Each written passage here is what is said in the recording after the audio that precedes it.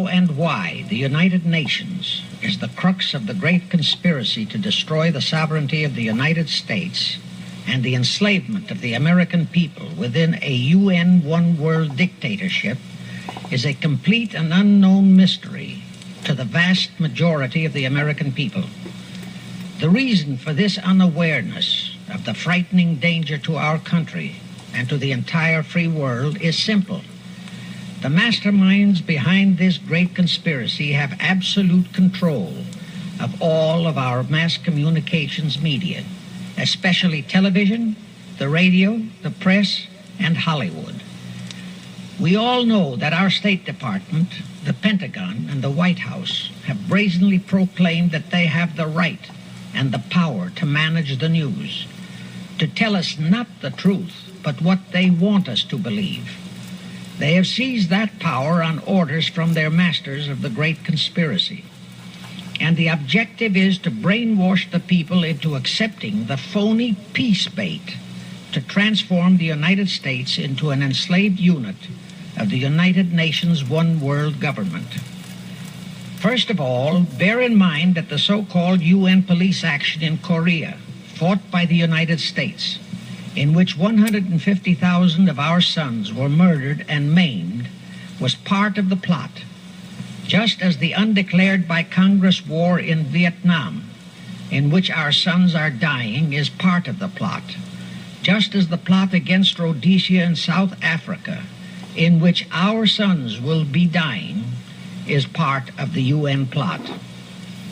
However, the vitally important thing for all Americans, all you mothers of the boys who died in Korea and are now dying in Vietnam, to know is that our so-called leaders in Washington, whom we elected to safeguard our nation and our Constitution, are the betrayers, and that behind them are a comparatively small group of men whose sole objective is to enslave the whole world of humanity in their satanic plot of one world government.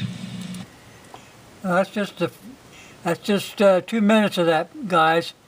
I'll put a link in there. Go to this because it's really, really, really enlightening. Now, let's go here. I made a copy of this thing a while ago. I didn't look at it before I put it up, and I screwed things up. Is the world at the start of a new Cold War? No. Let's get down here a minute. I'm going to show you something.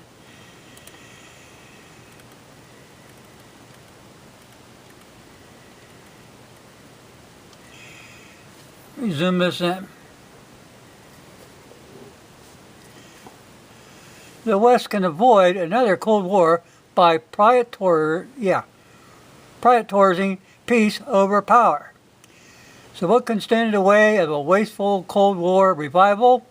Could security focus upon building the cooperation needed to address pandemics and climate change? Could it create institutions that divert resources from the entrenched institutions of war?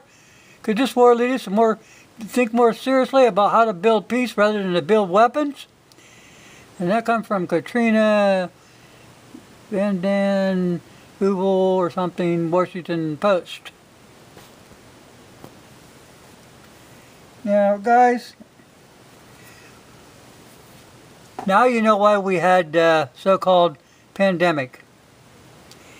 And why it traveled worldwide for reasons we don't know. It's to build unity, to have the whole world come together to fight this doggone flu. That was your pandemic. You catching on? They want to build unity. They want a new world order. Well, it didn't work out for them. So now they're on it. They got another thing that they're going to, this thing about, you better fear nuclear power. You know, you got to understand something. This is called peace through terror. Before I go any further, let's go over here. Here's my cat. United Nations.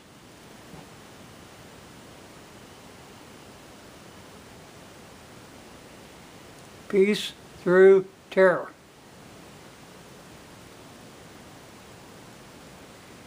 How about this? Get us out of the United Nations.